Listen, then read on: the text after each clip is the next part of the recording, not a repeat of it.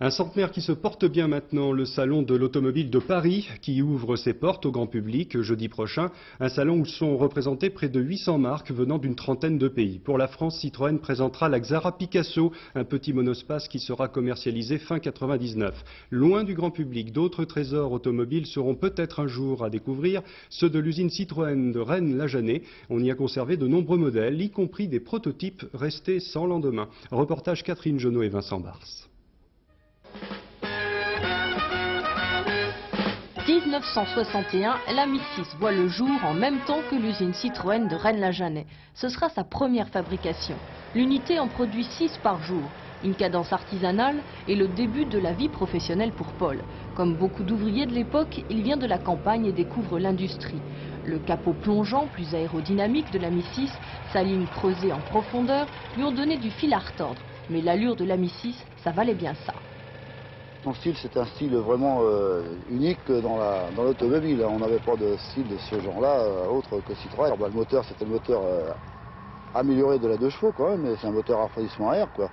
Et puis sa suspension, tout ça, c'était dérivé quand même de la caisse de la 2 chevaux. Mais disons que c'était au niveau de toute la robe, c'était une robe en dur. Que la 2 chevaux, c'était quand même une capote et puis il y a des portes qui étaient quand même assez, disons, différentes au niveau de la robustesse par rapport à la 2 chevaux. Puis vient la Mi 8 en 68. Plus puissante, des lignes simplifiées aussi. À Rennes, les chaînes de montage sont désormais lancées. La production monte en croissance. On fête le succès de l'usine bretonne. Pour se souvenir, depuis 4 ans, quelques salariés ont lancé une collection au sein de l'entreprise. 33 voitures, toutes des modèles liés à l'histoire des lieux, sont déjà réunies.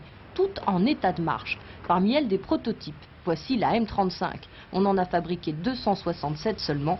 Elle devait servir de banc d'essai pour le moteur des futurs GS. C'était donc le fameux moteur rotatif qui, à l'époque, était donné pour être révolutionnaire au niveau de sa conception. Beaucoup moins de pièces que dans un moteur classique. Et malheureusement, l'histoire nous a montré qu'il était gourmand en carburant. Un drôle de bruit, ce fameux moteur, qui ne résistera pas au choc pétrolier. On l'installera bien sur cette GZ ou GS birotor, mais la voiture sera retirée de la vente après en avoir distribué moins de 1000. En revanche, la GS, elle, part pour une carrière de plus de 16 longues années. C'est la première fois que Citroën développe les séries. Le plaisir de conduire en toute liberté, Citroën GS.